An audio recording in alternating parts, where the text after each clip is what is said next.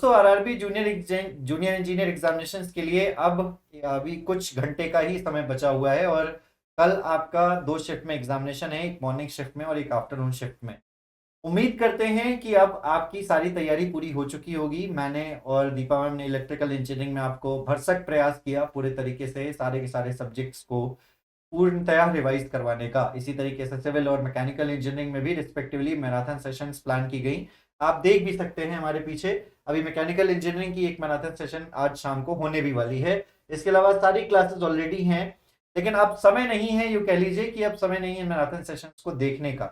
लेकिन हाँ, जिन लोगों ने तैयारी लंबे समय से कर रखी थी और पिछले साल जब से ये नोटिफिकेशन आया था तब से लेकर अब तक लगातार मेहनत कर रहे थे, जो लोग जिनका सिलेक्शन हुआ सीबीटी 1 में और जो अब सीबीटी 2 के लिए जुड़ गए हैं, फाइनली नौकरी लेने के लिए अब आपके पास ये एक मौका है।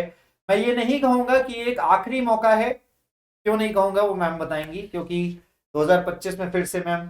बिल्कुल सर, 2025 में कई बच्चों को डाउट हो रहा था कि मैम 5 साल में रेलवे की वैकेंसी आती है, तो अब तो हम फिर 5 साल के लिए लटक जाएंगे अगर हमारा नहीं होता। अभी हमने अपनी रिस्पेक्टेड क्लासेस में भी आपको ये चीज बताई है। हालांकि पहली बात तो आपको अपना 110% कल दे के आना है। और मैं हमेशा बोलती हूँ कि एक ना आप इतना भरोसा रखिए अपने पर कि अगर आपने जेन्युइनली मेहनत किया है तो आपने जो पढ़ा है उसी में से आपका एग्जामिनेशन आपको देखने को मिलेगा, अगर आपने ईमानदारी से मेहनत की है। पहली बात, हमें कोशिश पूरी पूरी करनी है कि हमारा कल ही पेपर सिलेक्शन हो जाए। बट इन केस अगर किसी भी कारणवश कि किसी भी रीजन से कभी आपका हो सकता है कुछ भी किस्मत साथ ना दे या कोई भी कुछ ऐसा पॉइंट हो जाता है कि आपको लग रहा है कि मेरा एग्जाम अच्छा नहीं गया, तो भी आपको परेशान नहीं होना है, क्योंकि इस 2025 में 2025 में आपको और भी काफी सारे मौके मिलेंगे। उसमें सबसे बड़ा मौका आपका एसएससी जेई का ही है।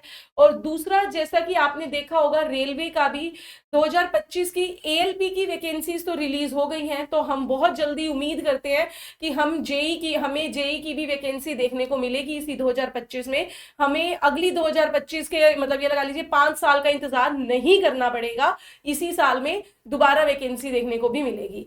लेकिन इसका ये मतलब बिल्कुल भी नहीं है कि कल आप अपना पेपर जो आपको देना है अपना, उसमें थोड़ी सी भी ढिलाई बरतेंगे या फिर कुछ भी लापरवाही नहीं। अपने शांत दिमाग से आपको पेपर अच्छे से देकर आना है, टाइम पे सेंटर पर पहुंचना है, और काफी चीजों का और आपको ध्यान रखना है जो सर आपको यहाँ पर बताएंगे।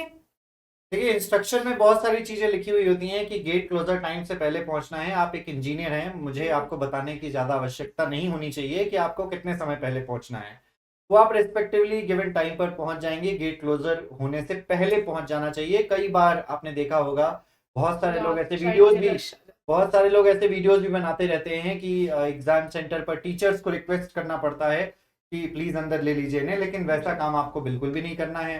दूसरी चीज ये कि बहुत सारे लोग मैसेज कर रहे थे, चाहे वो यूट्यूब के कमेंट सेक्शन में हो या पर्सनल मैसेजेस आ रहे हो कि सर डर लग रहा है। अभी भी मैं बहुत सारे स्टूडेंट्स को देख सकता हूँ, बहुत सारे स्टूडेंट्स डरे हुए हैं कि एग्जामिनेशन कैसा जाएगा। देखो भाई, मैं आपको बता दूं कि माना कि ये 2019 के बाद 2024 में वैकेंसी आई थी, सबसे 5 बड़ा साल डर बाद। ना सर बच्चों को यही है कि हाँ, 5 साल अब अगर नहीं हुआ ना तो हम 5 साल के लिए गए।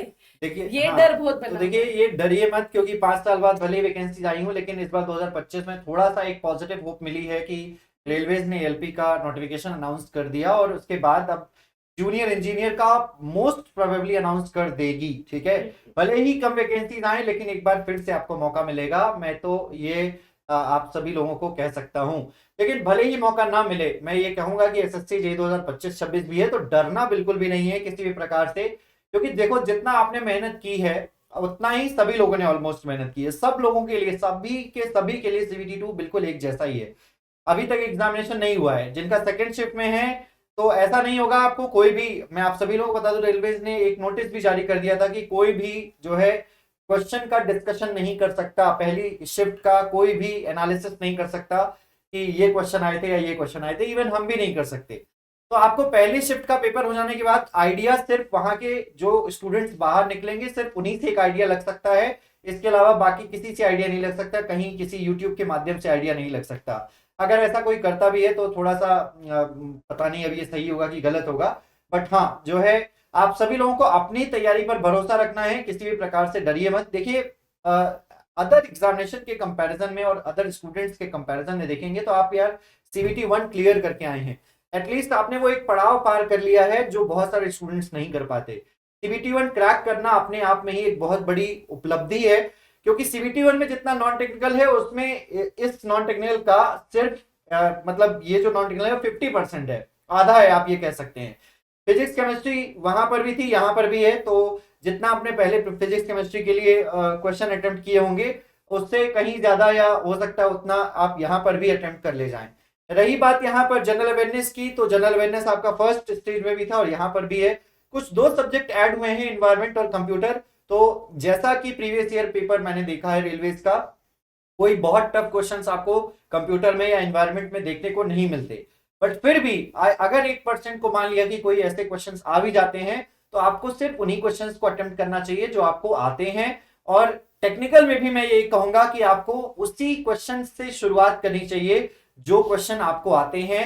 जो क्वेश्चंस आपको नहीं आते, जिसमें आपको टाइम लग रहा है, न्यूमेरिकल कैलकुलेटिव है, उसको आप थोड़ा सा मार्क फॉर रिव्यू करके आगे बढ़िए। सबसे पहला मैंने बहुत सारे स्टूडेंट्स में देखा है मैम कि कई बार स्टूडेंट पूरा पेपर ही नहीं देख पाते, पूरा का पूरा समय निकल जाता है। इवन बहुत एक्सपीरियंस्ड कैंडिडेट भी पूरा का पूरा पेपर नहीं देख पाते और कहते क्या है, जब मैं पूछता हूं तो कहते हैं सर मैं पूरा पेपर ही नहीं देख पाया। ये गलती आपको बिल्कुल भी नहीं करनी है, चाहे आप पहली बार पेपर दे रहे हो, चाहे आप एक्सपीरियंस्ड क्यों ना हो। आपको सारे के सारे क्वेश्चंस अपने 2 घंटे में देखने हैं और मैं तो ये कहूंगा कि आखिरी के 30 मिनट आपको दोबारा देखने के लिए भी रखना चाहिए। टाइम मैनेजमेंट जो है उस पे आपको मेन जरूर ध्यान देना है। और एसएससी और रेलवे दोनों के लिए ना एक चीज रहती है, मैं आपको हमेशा बोलती हूँ कि स्पीड प्लस एक्यूरेसी। ये भी नहीं करना कि आप टाइम मैनेज करते हुए जल्दीबाजी में मतलब पेपर तो आपने देख लिया लेकिन कुछ भी बिना ध्यान दिए चारों ऑप्शंस पढ़े बिना आपने आंसर दे देना, नहीं ये भी नहीं करना। स्पीड को भी मेंटेन रखने लेकिन साथ ही साथ एक्यूरेसी भी, क्योंकि ये नहीं भूलना कि नेगेटिव मार्किंग भी है। तो अगर आप वहां पर जल्दी से ऑप्शंस दे रहे हो अच्छी बात है, लेकिन एक बार मैं ये भी कहूंगी कि चारों ऑप्शंस चाहे किसी भी पोर्शन को आप अटेम्प्ट कर रहे हो, चारों ऑप्शंस को रिव्यू करके फिर ही आंसर लगाइए। कैलकुलेशन जरूर चेक करनी पड़ती है आपको, कोई भी पॉइंट्स में न्यूमेरिकल आ कई जाए। बार वैल्यू और पॉइंट्स के साथ साथ कई बार यूनिट्स में भी छेड़खानी, सेम वैल्यू देके तो आप चारों ऑप्शंस को रिव्यू करके फिर ही आंसर दीजिएगा। नहीं तो ये नहीं होगा कि अगर जल्दी तो कर दिया, पता चले कि अटेम्प्ट तो बहुत सारे कर दिए लेकिन आंसर आते हुए नेगेटिव मार्किंग में नंबर उड़ गए। उम्मीद क्या है कि पेपर देखिए मिक्स आता है, टेक्निकल के साथ नॉन टेक्निकल क्वेश्चन भी मिक्स होते हैं। 2019 का पेपर आपने देखा ही होगा, 150 क्वेश्चन एक साथ सीक्वेंस में थे, मिक्स क्वेश्चन थे। तो यहाँ पर भी उम्मीद है कि मिक्स क्वेश्चन ही रहेगा, सेगमेंट नहीं दिया जाएगा आपको कि इस फिजिक्स का ये रहा, केमिस्ट्री का ये रहा, मिक्स क्वेश्चन है। तो मेरा यही, मैं फिर से आपसे यही कहूंगा कि आपको उन्हीं क्वेश्चंस को सबसे पहले अटेम्प्ट करना है जो आपको आ रहे हों। पहला आपका जो प्रोसेस कंप्लीट होना चाहिए, पहले क्वेश्चन से लेकर 150 क्वेश्चन तक आपको सबसे पहले यही करना है कि जो क्वेश्चन आपको आ रहे हैं पहले वो टिक करना है। उसके बाद अगर आपको लगता है कोई इजी न्यूमेरिकल आया हुआ है जिसमें सिंपल फॉर्मूला पर आपने वैल्यू पुट करी और आपका आंसर आ जा रहा है, और फिर अगर आपको इन क्वेश्चंस को आप उसी प्रोसेस में निपटाना चाहते हैं तो आप उसको खत्म करेंगे। लेकिन कहीं पर ज्यादा कैलकुलेटिव क्वेश्चन है, जैसे मैं बात करूं, मान लीजिए कि आपको जनरेटर की ईएमएफ इक्वेशन पूछ दी गई, तो वहां पर आपको काफी लंबी कैलकुलेशन करनी पड़ जाती है। आपको हमेशा क्वेश्चन पेपर में ऐसे क्वेश्चन जरूर देखने को मिलते हैं जो ऐसे क्वेश्चंस आपका टाइम जरूर कंज्यूम करते हैं, जानबूझकर रखे जाते हैं ताकि आप आगे के क्वेश्चंस को जो है वो स्किप कर ले जाएं, पूरे क्वेश्चन ना देख पाएं। हमेशा ऐसे क्वेश्चंस में घबराना नहीं है, क्योंकि आपको पहले देखना है कि क्या ये तुरंत हो सकता है, नहीं हो सकता, तो आपको आगे बढ़ना है, मार्क फॉर रिव्यू करके आएंगे। लास्ट में बिल्कुल तसल्ली बख्श हम उसको पूरा का पूरा सॉल्व करेंगे। जब हमारे सारे क्वेश्चन 150 क्वेश्चन एक बार देख लेंगे तो अपने आप में आपको ये कॉन्फिडेंस आएगा कि हाँ मैं 150 तक पहुंच गया, मैं दोबारा आया हूं। तो एटलीस्ट ये कॉन्फिडेंस अपने आप ही डेवलप होता है। इवन मैंने भी पेपर मैम आपने भी दिया होगा, तो 150 क्वेश्चन जब आप या 100 क्वेश्चन का एक पूरा का पूरा अटेम्प्ट कर लेते हैं तो आपको हमेशा कॉन्फिडेंस अपने अंदर से ही आता है कि आपने पूरे एक बार देख लिए हैं। अब सिर्फ वही क्वेश्चन बचे हैं जो मार्क्ड फॉर रिव्यू है और उनमें ही आपको समय देना। आप समय भी देखते हैं कि अभी भी समय जो है वो काफी ज्यादा बचा हुआ है। और पता है सबसे बड़ी बात कि सिलेक्शन में ये जरूरी नहीं होता कि आपने कितना पढ़ा है या आपने कौन सा सब्जेक्ट कितनी बार कर लिया। सबसे बड़ी बात ना सिलेक्शन के टाइम पे आपको ये ध्यान में रखना है कि आप अपने डर पे पेपर के प्रेशर को कितना मैनेज कर रहे हो।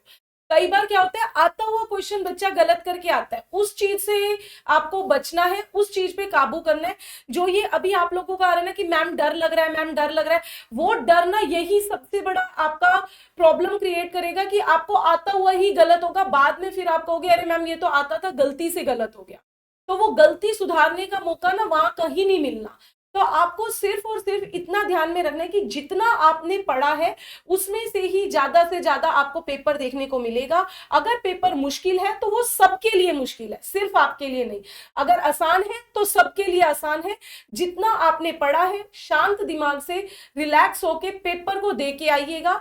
और मैं एक दो चीजें हमेशा कहती हूँ कि पेपर से पहले किसी भी तरीके का कोई मेंटल स्ट्रेस नहीं लेना। प्रॉपर अपनी आज रात को अपनी नींद लेके जाइएगा, प्रॉपर फूडिंग कीजिएगा, डिहाइड्रेट रखिएगा खुद को। गर्मी बढ़ रही है डे बाय हाइड्रेट रखिएगा, डिहाइड्रेशन मत होने दीजिएगा। बिल्कुल डिहाइड्रेशन मत होने दीजिएगा। गर्मी डे बाय डे बढ़ रही है, वेदर चेंज ज्यादा है, तो अपने आप को हाइड्रेटेड रखिएगा कि किसी भी तरीके से आपको ना तो फिजिकल ना मेंटल इशू नहीं होने चाहिए। पेपर जो आपने तैयार किया है अपना 100% आप देकर आओ। मेरा मेन आपको सिर्फ इतना कहना है। मैं आपसे यही कहूंगा, देखिए भाई, आपको आवश्यकता नहीं है टेंशन लेने की, रिलैक्स रहो, स्ट्रेस फ्री रहो और एग्जाम देने जाओ, प्रॉपर रेस्ट के साथ जाओ। सबसे पहले आप वही करो जो आपको आता है, नहीं आता आगे बढ़ो, ठीक है ना। बस यही कुछ टिप्स हैं और बिल्कुल आप टेंशन फ्री होकर जाएं। मैं आप सभी लोगों को बता दूं कि कल एग्जामिनेशन के बाद भी हम कुछ ना कुछ एक्स्ट्रा स्पेशल प्लान कर रहे हैं। तो आप सभी लोग एग्जाम देने के बाद ठीक 5 बजे आप हमारे साथ जुड़ सकते हैं। केजेस इंजीनियरिंग की तरफ से, जीडीएस की तरफ से जेई स्टूडेंट्स के लिए एक बहुत बड़ा तोहफा है ये, ठीक है ना। एसएससी जेई 2025-26 को लेकर ये जो खास इवेंट है, ये अब से ठीक 23 घंटे बाद, मैं आप सभी लोगों को बता दूं 5 बजे इसी चैनल पर आप सभी लोगों के लिए आयोजित किया जा रहा है। तो ठीक 5 बजे आप इसी चैनल पर जुड़ना ना भूलें। उम्मीद करते हैं ये वीडियो आपको हेल्पफुल लगी होगी और सारे के सारे टिप्स जो है वो आपके लिए यूजफुल रहे होंगे। इसी प्रकार के और भी इंफॉर्मेटिव वीडियोस के लिए आप हमारे चैनल को सब्सक्राइब करके बेल आइकन जरूर प्रेस करें। धन्यवाद, मिलते हैं आपसे अगले